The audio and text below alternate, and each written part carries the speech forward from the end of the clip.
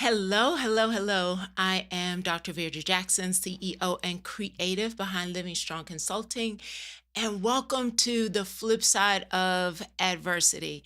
In this season and time, I'm sure there are so many of us who are struggling with so many emotions. I think this is a conversation for such a time as this. But what if the adversity or the disappointment or even the fear that you're feeling, it's actually an opportunity for a threshold to something different, new, possible? What if the very thing you think is your dead end is actually just leading you to a bend in the corner? Let's talk about it right here on the flip side. We'll be right with you. Trauma, toxic stress, broken habits, and hurting heart don't define destiny, but peace isn't passive. It requires an exchange. To create a flip and access peace in the middle of the pieces, you are challenged to make an exchange of the lies that have kept you mentally hostage in basement moments. Resilience isn't about bouncing back, but bouncing forward. Living Strong, the flip side of adversity, brings powerful stories and fearless conversations from experts in the field of business, relationships, emotional, physical, and mental health, and faith-based communities. Each episode creates a brave space with powerful tools from authentic connections. Tune in as we dig in with Dr. Jackson on the flip side of adversity.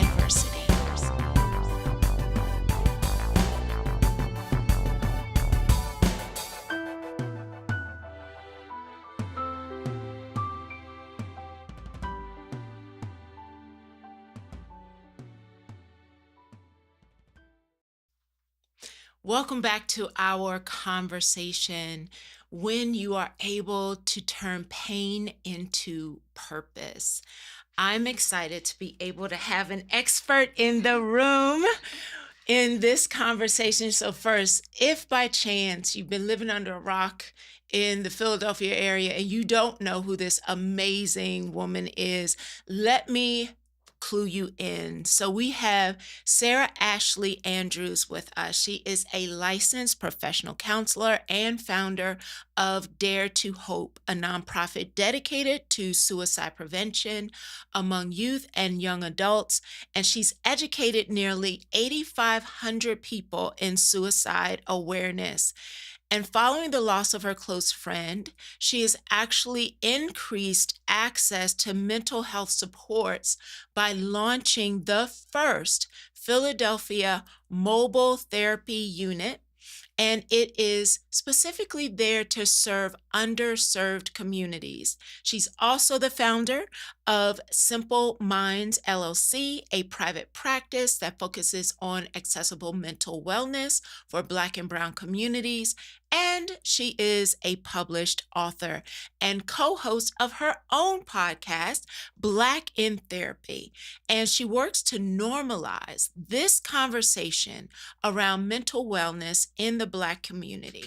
And if that was not enough, she is also the youngest member of the Philadelphia Board of Education, and she brings her expertise to overseeing student welfare and advocating for community and police reform.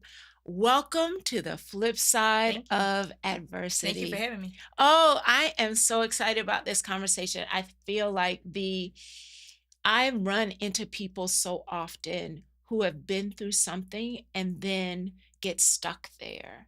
And so the literal title of your episode is inspiring for me, as well as I feel like it's going to be a really practical conversation for a lot of people. So let's jump right into so when you think about adversity, how could adversity potentially actually foster growth and resilience for someone? When I think about adversity, I feel like it's almost like I look at it as a trampoline, right? Mm. That it sprints Mhm. you into Mhm. something, Mhm. right? When I think about my own journey and like the things I've experienced, they've all sprinted me into something, right? Sprinted me into my purpose, right? Had a whole different other trajectory that I thought my life was going to be, Mhm. and then something happened that spring for me into something brand new. So, Yeah. yep. When you think about that spring, so I find that that spring, the realization that I had a spring into something else Hmm. sometimes comes as a reflection back. If I am in a place and I can't quite find my balance, what are some practical strategies that I can begin to use or unpack so that I can at least get my footing? I think about when we say the sprint, right? I feel like contact has to Mhm. happen first. Something has to Mhm. happen, right? For us to Mhm. even Mhm. be able to go forward. So when that thing happens, I feel like the first thing we need to do is stop. Mm. I think too Mhm. often in life, we act as if we're the 10 man off the whiz, or like, we don't have any emotions, we don't have any feelings, or, we can't feel, or we can't, Mhm. do these things, but that's not true. So the first thing we need to do when we experience the contact is to stop, pause, Mm. reflect, right? Process, where am I at? Why am I here? Why do I feel like I can't move? I cannot make that forward movement, right? Ask yourself those processing questions instead of trying to just continue to go and navigate, right? Mhm. Stop for a minute and pause. It's okay to stop. I think as a lot of times, even as Black people, we don't know what it means to stop, right? We got to keep going, Right. right? I had to remind people, leaders after the election, like, Yeah. you can stop for a second. You can feel your feelings, right? So I think that's the first thing I would want people to do. And then also explore. Use Mm. that time to explore. I think a lot of times we think Mhm. we have to know what we want. You don't Mhm. have to know your next step. It's okay not to have the answers, Mhm. right? But in the midst of not knowing, it's a good place to explore Yeah. and figure out, like, what do I like? What brings me joy? What makes my heart smile? Right? There's so many people who don't cannot answer that question. And I think it's tied actually to not allowing themselves consistently, not only in the moments of when something really deeply hits us, Hmm. but they lose the sight of really staying connected to who they are versus what they do. And I feel like that's a part of when we don't stop. It's tied to worrying about, so what does that mean about me if I act like this really impacted me? Right. If I act like, after the election, I'm really sad and I feel like I want to quit. Like, what does that mean about me? So I've got to put on these Hmm. masks. Or I have to keep going for the sake of other people's opinion, or the sake of other people, how they view me, right? Mm-hmm. And that's not true. We have to get away from the public opinion or the public approval all the time. Like, Mm-hmm. it's okay to take care of yourself. When we think about overcoming those challenges and being able to reshape what it means to be successful versus failure, what are some of your takes about that? Because I feel like that's also why when something happens, we instantly start running or we start grinding more because we may have a flawed perspective Hmm. around how we're defining success versus failure. A lot of times when I see clients and they talk about success and failure, right? I'm afraid to do this because I'm Mhm. afraid of failing. I often push back and say, when have you ever failed?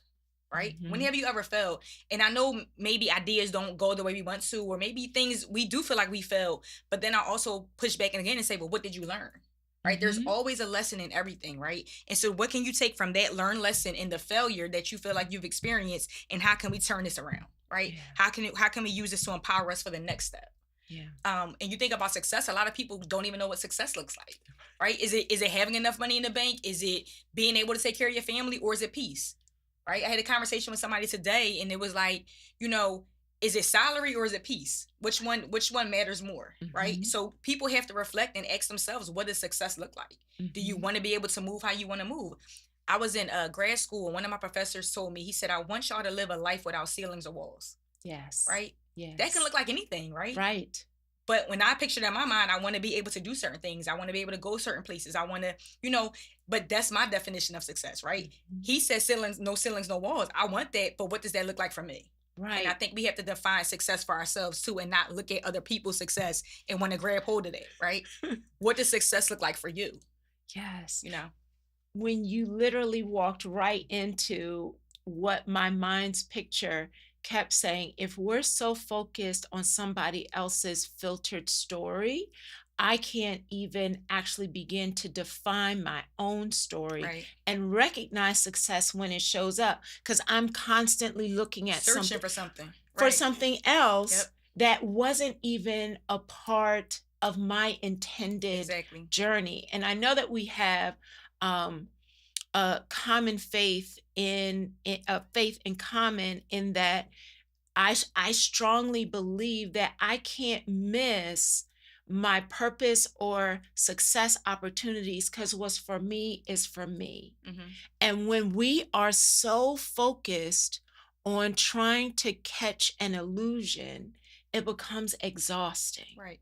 Or when we don't believe in ourselves. Ah, Right. I'm yeah. thinking about Moses when when God told him to go, free the people. He had all these excuses about why it couldn't be him. Mhm, And so mhm. God did have this high level purpose for him, but then had to bring it down and bring his brother with him, right? Okay, you don't want to do it, your brother will speak for you. So we gotta and I posted a video about this the other day. We have to believe in ourselves too, right? Yeah. God does give us purpose, but then you have to believe in yourself that you can do it. Yeah. And I think that's important too. When we think about understanding that he's often preparing you for what he's prepared you for, even in the but it's not always going to be this easy, like just textbook, okay, Right. I got it thing. Sometimes though, people get sidetracked because it's not looking the way I thought it was going to look. So maybe I missed God, Hmm. when it actually could be an opportunity for you to problem solve in a different way. How are you helping clients begin to recognize that even in pain, there's an opportunity to develop a new skill? I think, well, I don't think the way I do it in session is that I it's all about reflection, right? Hmm. It's all about Hmm. reflection, right? Where am I at now? What am I feeling now? What feelings can I use to either get me to a place or help me to stay right here and just continue to process it, right? Hmm. I think a lot of times when we feel lost, we think that we're on this journey and it's like we've hit a dead end, right? Or Hmm. something happened that's caused pain and we hit a dead end. But my goal for my clients is to reframe it and look for other little streets, right? I'm using it, I'm trying to make it as plain as possible. Look for Yes. other roads and streets that we may have missed in the midst of looking for that one thing, right? Hmm. A lot of times we focus on the light at the end of the tunnel, but what about all the other little lights that shine through? We miss those things, right? Yeah. So when we're on this journey, we have our focus at the end of the journey, but what if there was another road, right? What if there was another way that God wanted us to go, or another option to get to the same destination, but just not on this particular space? So I try to get my clients to look at it from a bigger lens, I guess. Hmm. And what did we miss, right? Hmm. Let's Hmm. reflect. That's why reflection is so important. What do we miss on this, right? Or what happened in the moment that caused this pain that maybe we can use now to safeguard ourselves the next time, right? Yes. And look for what's still possible, even though you've lost that. Right. Can you give us an example of a time where in your own journey where you had to actually begin to look for one of those other side streets? Hmm. I can give you two examples. The first is when my friend died by suicide, right? It was like, okay, do I stay in school to make films, right? Hmm. This is my purpose, this is Hmm. my passion. Hmm.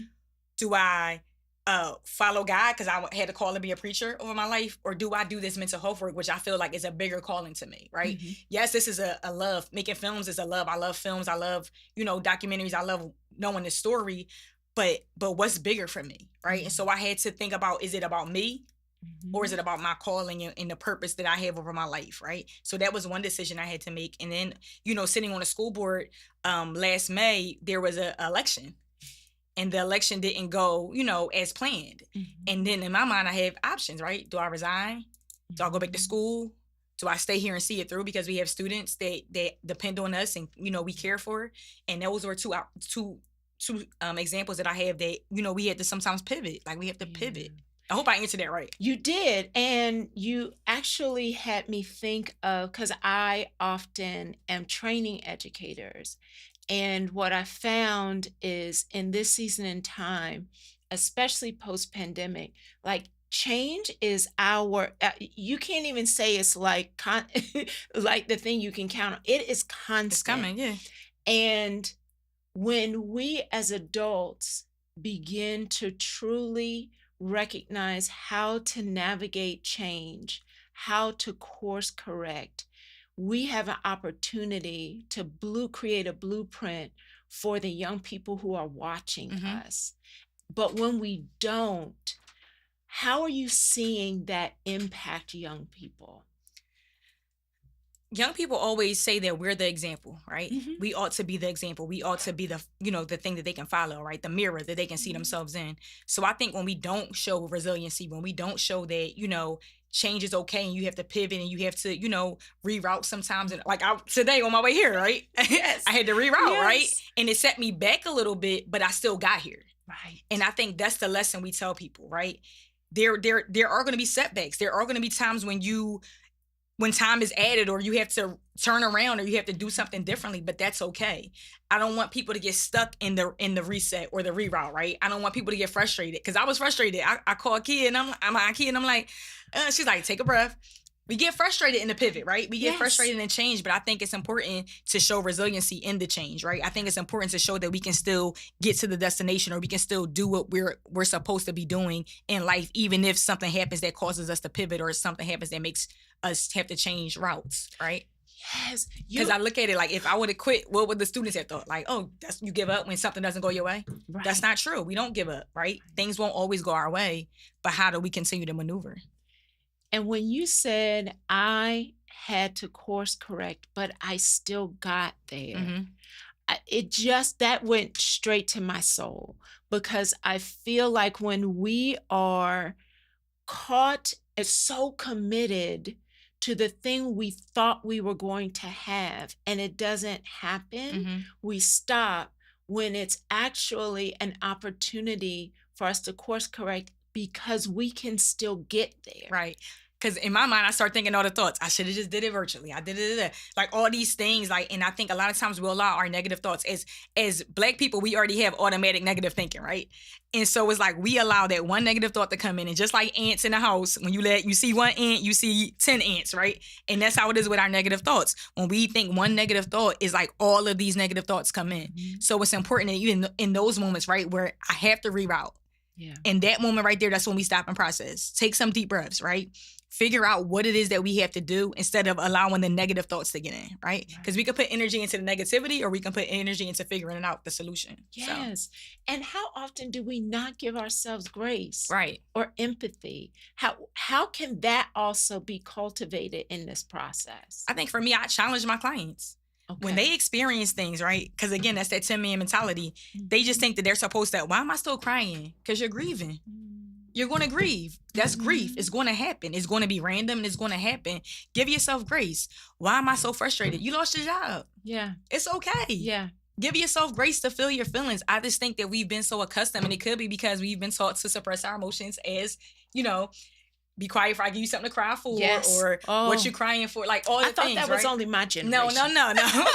No. So we've been taught to suppress our emotions. So now that when we become adults, it's like, we don't know what to do with all these things because we've been told so many times, like, be quiet if I give you something to cry for, like all the things, right? So how does that impact our overall mental health when we are not allowing ourselves, because of a past narrative, that you can't show emotion? Mhm. How is that impacting our mental well-being? I think firstly, the first thing that popped into my head when you were asking me that is how I deal with my male clients, right? Because, for them, it's like, oh, you acting like a girl, right? The only emotion that's safe for them is anger, right? Mhm. A lot of times they can't feel anything else around adults because anything else is not manly. So then now it's a bigger struggle, right? How do I even get you to feel or be in tune with what you're feeling, right? Because you can have these feelings and not even be aware of them because you've been so detached from them because you couldn't feel them for so long. Mhm. So that's the first thing I have to teach them is like knowing what you feel. And and we go back to this presentation that I saw Tina do where she made people put the stickers where they feel the feelings, right? Mhm. That's the baseline start that you have to do with your clients. Like, where do you even feel these feelings at? And what does it feel like? So I think a lot of times I start there. Mhm. Baseline, what are your feelings and where do you feel them at? When you're angry, where do you feel it at in your body? Yeah. Right? When you're sad, where do you feel it at in your body? Though that's how I start these sessions, right? Getting people to first even be able to identify what they're feeling and where they feel it at. Yeah. So, but it's a great impact on them, like, because we don't know how to, then if we don't know what to feel, we don't know how to express it. If Right. we don't know what we're feeling, we don't know how to express it. So it's a great impact on our people. Yes. And I also, it feels like that also ties back to if I don't allow myself to feel and I have some twisted narrative around how that then, oh, if I allow myself to feel this, I'm therefore like less than, Mm-hmm. then it also inhibits me from being able to give the level of compassion to somebody Mm-hmm. else. If I get honest, if I view it as a weakness in me, some level Mm-hmm. of perceived weakness is then I'm seeing in somebody Yep. else. I actually have a client like that. That's like, Mhm. because she's so strong, anything else, anytime anybody else around her shows emotions, like they weak. Like I can't, and it's like, no, you're the one that can't, feel your feelings. Like, so that is true. Like we do have this underlying judgment, when we're not comfortable or we're not safe enough, right? Because that's what it is. You Mhm. just don't feel safe enough, right? Mhm. To share their emotions, and they judge others for doing so. So that's a Yeah. real thing. And I, just this concept of being able to acknowledge, name, understand, and literally allowing to release that tension in our body, um, is such a powerful blueprint for young people because I think about how, especially post pandemic, there are some that have such huge emotions and they don't have enough adults who are doing the work in and for themselves Mm-hmm. to even help them manage it. And I think about as a part of the school district how having these authentic conversations around how we promote wellness all the way around, not only in the students but in the educators as well as in at the administrators, Mm-hmm. as it's all interconnected.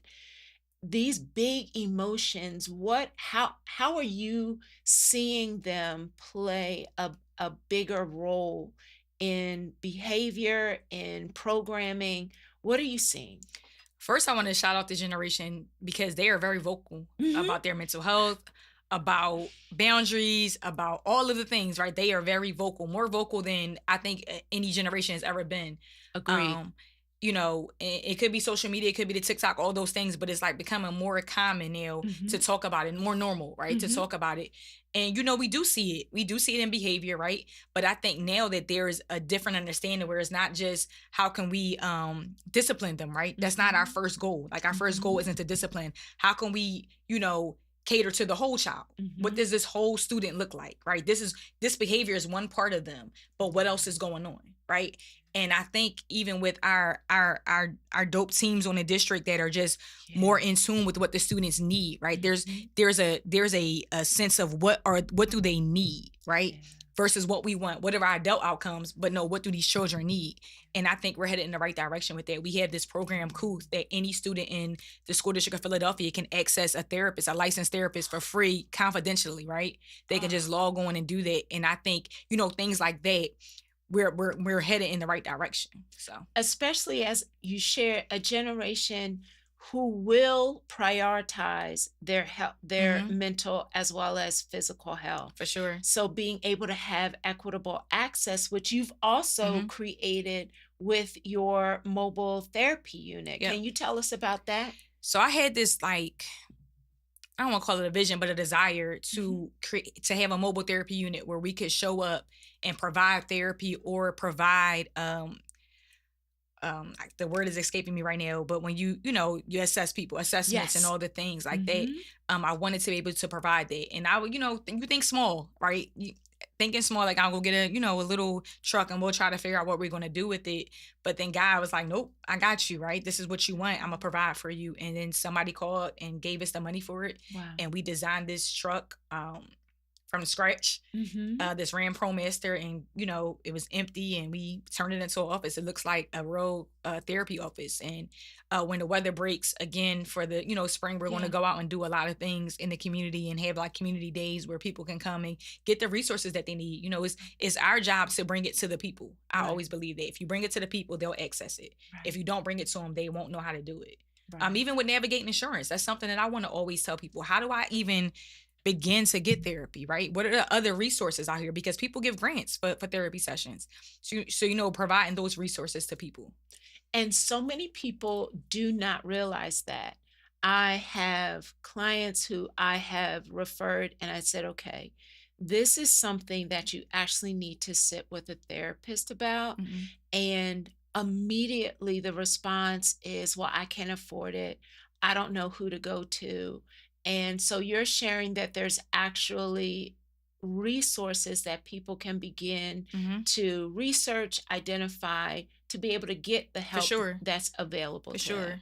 Do you know I offhand? don't. I hope. So we'll put them Yeah. into, and I think you're a member of your team Is is on, watch. right. Yes. So drop it in the chat. Because I just had a client the other day ask, do we take that? And it's like I never knew that this was a Mhm. possibility. But now since I know, like that's greater access for other people that might can't afford it, right? Right. But for my practice, like I do try to make it as affordable as possible. Like I don't want to knock anybody over their head. We still have to make a living, but it's Right. like, I want people to get the help they need. Mhm. Right. When you think about the challenges that you're running into in actually bringing mental health resources to communities, what are you finding to be the biggest hurdle?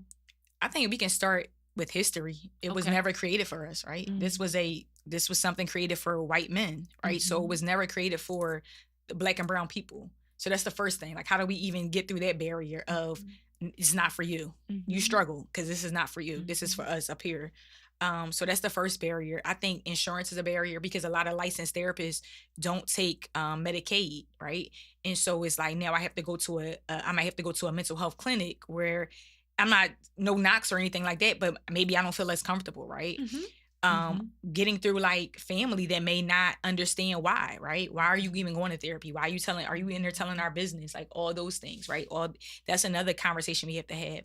And then still normalizing it. A lot of times, like for people in and no shots to fire to people my parents' age. I'm not trying to shoot any shots. I'm just saying a lot of times there is a barrier where they Yeah. don't feel like therapy is worth it or therapy is meaningful, right? Mhm. I've lived my life this way so long. Why do I need to talk to somebody, right? Mhm. They don't get the concept of it. So it's like, how do you break through to them, to that generation, right? And let them know it's okay to have a safe space, right? Right. It's okay to talk to somebody. I have a therapist. Like Yeah. I need to go to therapy every month. Like Right. that's important for me. So just normalizing it has still been kind of a barrier, not for Mhm. our younger generation, but for the older generation. Mhm. Being able to break narratives that are actually outdated, that were given to you. Hmm.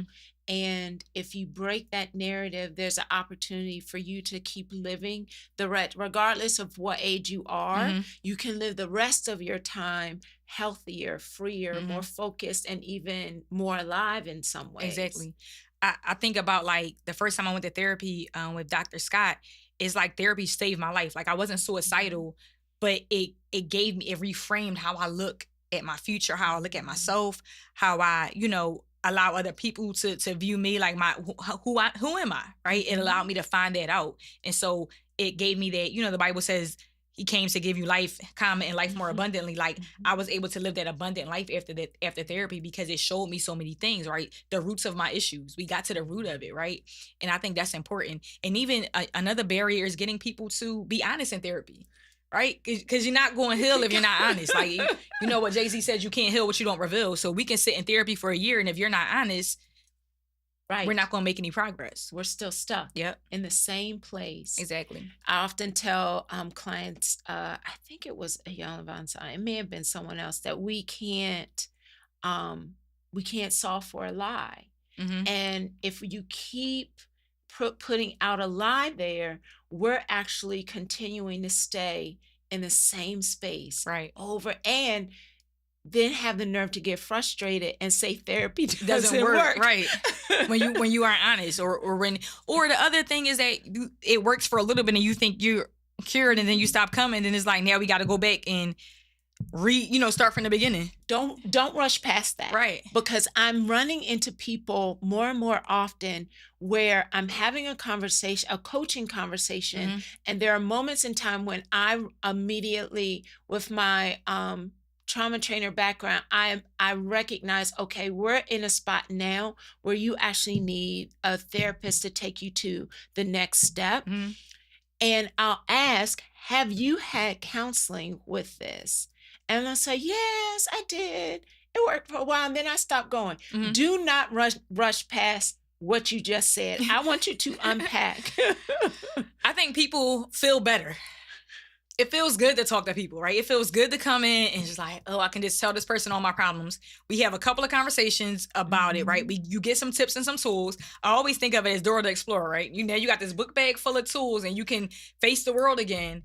And then a month later or 2 months later, you're back to being, you forget about the tools. You forget about using the tools, right? Because you can have the tools and then not use them. Right. So I encounter a lot of people that you have the tools, but then you make the choice not to use them. And now we back in therapy again because you've messed up another relationship, or you've, lost another job, or you've done something that set yourself back. But I think it's important that you stick to it and stick with therapy, because you may have the tools, but you might need, your knife sharpened. You might need to talk about something else, and other things pop up that you may not have felt before, right? So I think, the more we unpack, the better we'll be. Yes. And when you have that consistent accountability to remind you of the tool that worked before, sometimes in that distraction, I have released it and I'm not even thinking about that this is what used to work. I'm so fast around grinding, trying to get past it. I'm not even thinking about the thing that worked before. Right. So good. So good. When I think about this, literally the title of the episode that we picked, in pain, turning pain into purpose, I think about how there are a lot of people right now who are sitting in a place of like just hurting and feeling paralyzed. When you think about moving forward with things that you don't feel like you have control over, but is paralyzing you, what are some things that we can begin to shift just to be able to stand back up? The first question I would ask is, why is it paralyzing you? Why is it holding you so tight that you can't move? You can't move forward. You can't stand up. What is it about this thing that is paralyzing you, that is overtaking you, right? And then it's almost like I'm when you're talking to me, I'm looking at it as a mummy that I'm unwrapping now, right? I'm unwrapping these things because you have to be free, right? So I think that's the first step. And part of it is that you have to go talk to somebody. Like you can't unwrap yourself. If you come in right now and you wrap me up like a mummy, I won't be able to, right? So you need somebody to help you, right? Unpack or untie you, right? Untie you, because you're bound, right? So how do we untie you from it? And I think that's the first step with me, like figuring out, why does this have me bound? Why does this have so much control over me, right? And then just first steps. What's the next thing I need to do? What's the next thing that would give me some hope, right? Because that's the only thing we have to have is hope, right? Yes. You have to have hope to hold on to. So it's like, what's the next thing that can give me hope? So, when I ask my clients after the why does this have you, what needs to happen next, right? What's that next thing? What's that next thing that can give you some hope, some peace, or whatever you need to make that first step, right? What can I get to stretch your leg out to make you make that first step? Yes. Once we make the first step is the hardest. Yes. I think about people who they may be in the process of unwrapping what is paralyzing them, but then the mind jumps all the way down the road to all the things that could possibly go wrong. And when I'm listening to what you're saying, is actually arrest that thought and bring it into this moment. Be present. Be present. A lot of times people say, well, they start talking, the what ifs or the all of the things. But my thing is, what possibilities does the present have for you right now, right in the moment, while I'm unwrapping you, while you still might feel bound? What possibilities are still present right here in the moment, right? We're not thinking about next week. We're not thinking about tomorrow. We're not thinking about what happened yesterday. Right here today. This is Thursday, right? Yes. Thursday, what possibilities can happen today, right? And maybe when I talk about that first step, that's maybe what I'm saying. Like, what can we look for? What can we hold on to today that can get us to tomorrow? And when tomorrow gets here, we'll worry about tomorrow. Right. But what can happen today? Right. Right. What is still possible today, holding on to hope? I feel like that could absolutely help someone take a breath and actually breathe in. Right. Breathe in. When we are thinking about unwrapping this, really understanding our own internal narratives, getting present, finding the next step, just the next step, and identifying what can bring you hope. What role does safe, healthy community play in that? Everybody needs a safe space. Yeah. Everybody needs a safe space. And I think when you don't feel safe, you can't unwrap. When you don't feel safe, you can't thrive, right? For me, when I don't feel safe, I shut down. Like, because I don't know how to operate in an unsafe space, right? I don't want to share my thoughts. I don't want people to be attached to me if I don't feel safe, right? So it plays a great role in our success, right? In our ability to be our best selves. When you think about how can I be my best self, I need a safe space. I need a safe community. And we got to find that, right? You have to find it. You have to search for your community. If you don't have it at home, if you don't have it in friendship, right? Because a lot of people, you'll be surprised how many people can't identify friends, right? Yes. But you got to go somewhere where you can create that, because everybody needs that safe space. And I think the first part is that you got to feel safe with yourself, right? Again, that believing in yourself, that trusting in yourself, right? I asked a client the other day, do you trust yourself? Because when we think about decision making, do you trust yourself to make good decisions, right? Yes, the safe space starts with you first, in your heart. Do I feel safe with myself? And if I don't, that's something we need to unpack, right? So safety starts first within, but then I think if you don't have it, you got to create it, right? Step outside of your comfort zone, because that can feel really scary for some people. For sure. In if I am used to being alone and I've created this whole narrative of I can't trust people, the healthy thing is connection, safety and connection. That can be really scary. Right. Especially when if you've grown up, right, and you had no trust, like you had no foundation of trust. You don't know what that looks like or feels like, right? We have a lot of people that the first people, their parents, that were supposed to give them that foundation of love and trust, that was not there, right? So it's almost like you're building this thing on sand, right? You're not building it on a firm foundation. So it's like we want people to trust people, but every time I've trusted somebody in the past, if they failed me, right? I know what that feels like. So I now don't even want to be a part. I don't want to connect. I don't want to attach myself, because every other time it's been this outcome, right? So then how do we help create that foundation for people, right? How do we kind of turn that sand into cement, or whatever you build on? I don't know. But like, how do we turn it, how do we get them to start making those connections that help build that foundation for them? So I actually want to ask you that.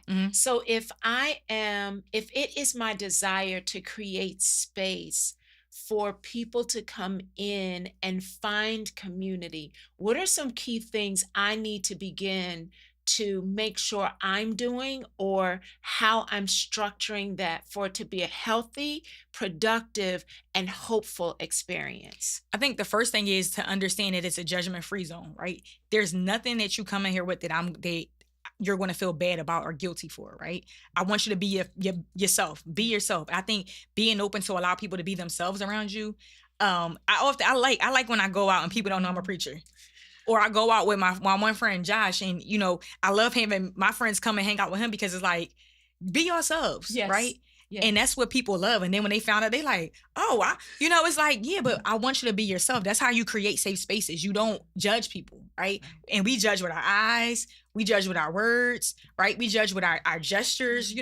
I remember one time I was with my god brother and we were in Pathmark, and he said when I went in the Pathmark, I held my pocketbook tight, right? And it's like, I didn't even know I was doing it, but we judge people by our actions, right? And it always makes me remember it, right? And so I think, that's a big part of it. And then allowing people safe spaces to share and listen, right? A lot of times we listen to either give them a story back about us, or we listen to have something to say back, a reaction, or like, just listen, right? I often tell when my friends go, do you want a therapist? Do you want your friend? What do you want, right? Just want you to listen. Okay. Mm-hmm. Right. Mm-hmm. So we got to create the safe space, the judgment-free zone, but then you got to be able to listen. Yeah. And still listen without judgment. Because a lot of times, like, girl, you stupid. Why are you doing that? Da-da-da. No, just listen. Yes. Right. And because then people get afraid. People get afraid to share if those two things aren't available to them.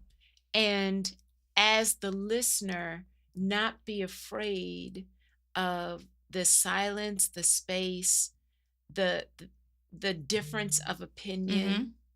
but actually, if we're listening well, and if we're also doing the work, it allows us to, we don't always have to agree, mm-hmm. but we can at least be in a space where we begin to see each other. Right. And that's you said something right there. People want to be seen. Mm.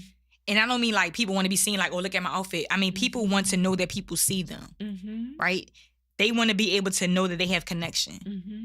Right. If somebody I speak to everybody I see. And some of my friends, even at the district, I speak to, I know a lot of people because I speak to everybody. Right. Yeah. So it's not like, they'll be like, everybody. Like, no, I just speak to everybody. Right. Because I want everybody to know that they matter. Mm-hmm. I don't care if it's the guy that's coming in the office to dump the trash or if it's the superintendent. Like, I speak to everybody with the same level of respect, right? Mm-hmm. Because people matter. When I'm walking down the street, I acknowledge people. Mm-hmm. There was a story of the guy that said, I won't take my life if somebody acknowledges me today, right? Mm-hmm. That always stuck with me. Because it's like, people want to be seen. They want to know that they matter. Mm-hmm. And so that's important when you said that. When you think of young people, and you said people want to feel seen, I immediately envisioned them. I feel like our young people are craving mm-hmm. to actually feel seen. What kinds of reforms do you hope to be a part of, to cultivate, to ignite, for young people to feel more seen? I always want to give our young people a voice. Mm-hmm. Growing up, for me, there was a spotlight put on us at church every Sunday. We had special time with the pastor every Sunday, right? Mm-hmm. Growing up. We got to spotlight our kids. We got to know that they matter. We got to share the good news, right? They got to come in and talk about the good things that they're doing. Anytime I get invited to schools to talk or just engage with the students, I love it. And I always give them moments, right? Tell me where you want to go to school. Tell me about yourself.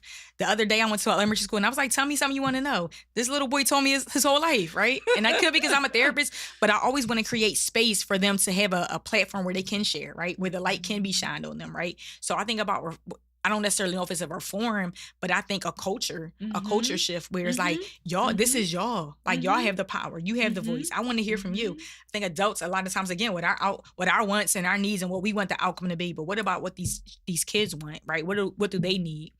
So allowing them to have a voice. I don't always want to drive the conversation. You tell me what you want to talk about. And then we can actually create programming that they want to be a part of because their voice was heard. Right. Every other week, I teach a class at the Junior Barber Academy, and it's amazing, right? A group of probably 30 kids, mostly men, mostly boys, and we just talk, and just to hear them like share, and we do different activities, and to hear them share about their feelings, and to hear them share about their lives, like. But you get the barbershop, you get to learn how to cut hair, and then you get to talk to a therapist every other week. Mm-hmm. Like, that's so dope to me. Like, I get to do that every other week. Like, I love it. That's one of the highlights of my week. But that came from, what do y'all need? What do y'all want to see? Right.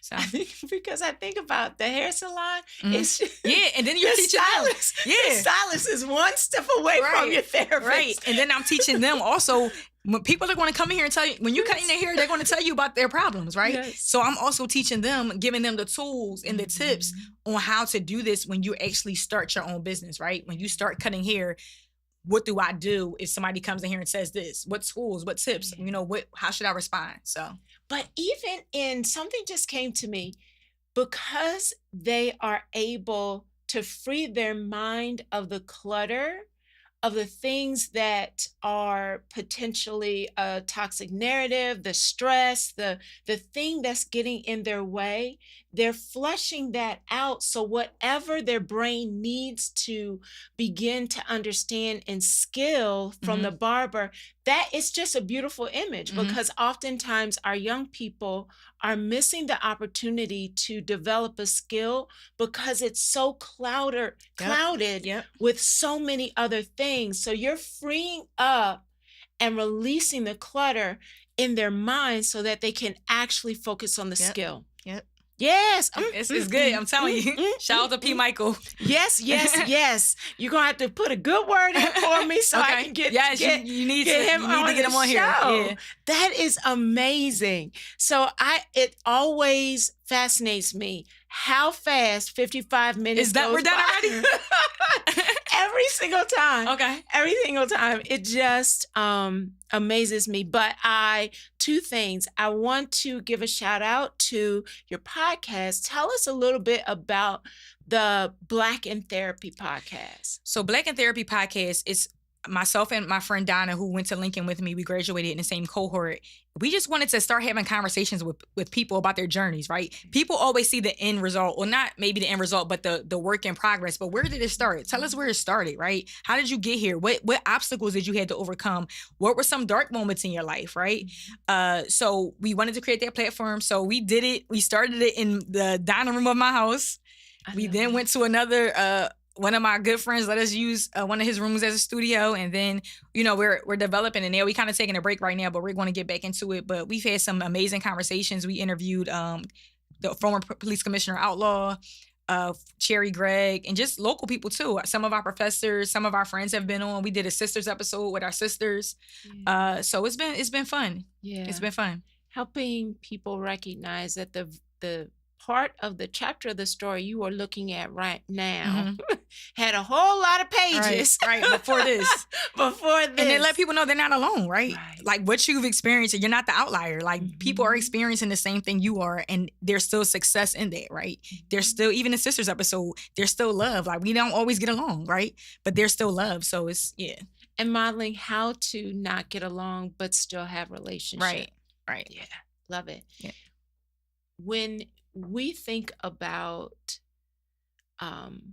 being in a space of pain, uncertainty, if you could, someone is listening right now who is feeling heavy in the uncertainty that is swirling around us, if you could speak directly to that person, what would you tell them? The first thing I would say is feel your feelings, right? People always want to give a solution first. I don't have a solution for you, right? I want you to feel your feelings, right?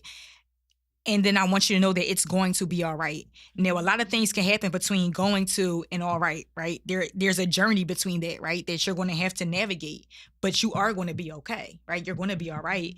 So the first thing is feel your feelings. But then the next thing is let's either get somebody to help you navigate that journey between going to be and all right, or start processing with yourself. What do I need to get to all right, right? What would make me feel safe? What would make me feel like I'm out of this rut or out of this space or I'm out of this confusion that I feel, right? And it's okay to be anxious. It's okay to have these feelings, right? But then let's put those feelings into a solution. Let's get somewhere, right? Yeah.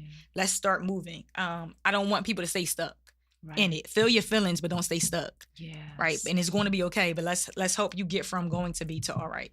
And get that help, because when I have to be honest, my go-to default setting, like you need a session after this. my go-to response with really heavy things is to isolate and to try and help myself get well enough or good enough, or I will isolate or really find a space where I'm withdrawing. And Why are you framing it in a negative way though? because, so I'll give you an example. Okay. So Wednesday, November 6th, Mhm. I had a flight to Costa Rica. Everything in me wanted to stay home. Mhm. But what I've learned is that's my default, because if I would have stayed home, I would have ruminated on all of the stories in my head. But there was a time that I felt like I need to be by myself. But for me, I knew that if I stayed home, it was just going to be a spiral Mhm. down. So I needed to get on the plane, even though I didn't want to Got go you. on vacation, to course correct my default setting. Okay. But I think about people who are choosing isolating, not for a processing moment of just like I'm hiding, But more so avoidance. Yeah.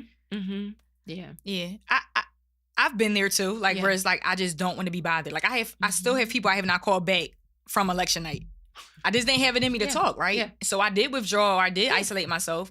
But I also got over it, but got through it, right? Yes. I'm still struggling. I'm still angry, Yeah. right? But I'm getting through it. So to your point, I mean, I would tell people, again, just to feel your feelings piece, but it's like, but to do what you did and recognize, like, it, when I do this happens. Yes. So if I don't want to be in this space, what do I have to do to change that, right? You got on the plane. That's what you did to change it, right? So we got to reflect. You got to know yourself. Yes. When I do this happens. If I don't want this to happen, I have to do something different.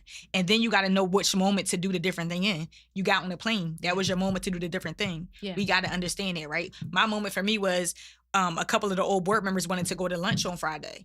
I got up out the bed. I was sick with my allergies, but I still got up out the bed to push through, because I knew if I stayed in this bed any longer, it was going to, again, start to ruminate, like you said, right? Yes. So that was my moment to make this decision. If I do this is going to happen. Let me do something to change it. I got to.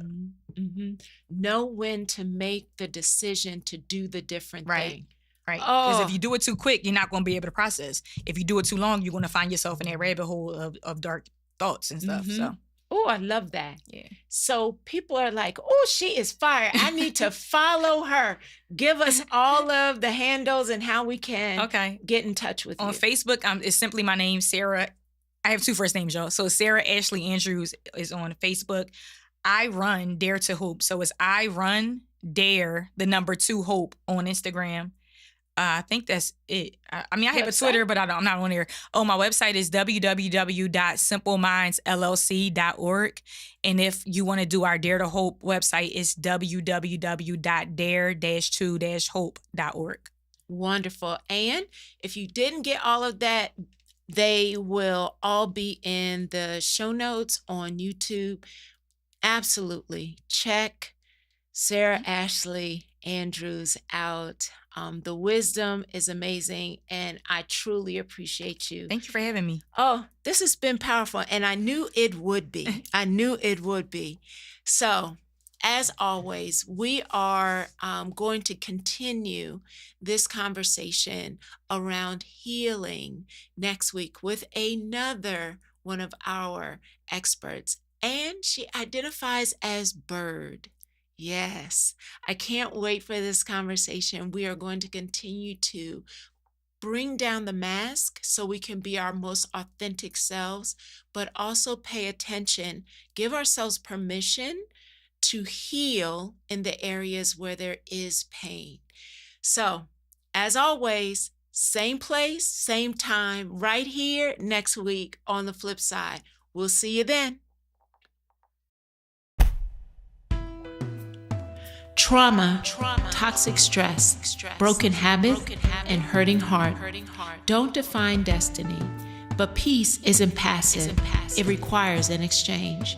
To create a flip and access peace in the middle of the pieces, you are challenged to make an exchange of the lies that have kept you mentally hostage in basement moments.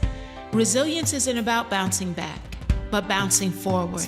Living Strong, the flip side of adversity, brings powerful stories and fearless conversations from experts in the field of business, relationships, emotional, physical, and mental health, and faith-based communities.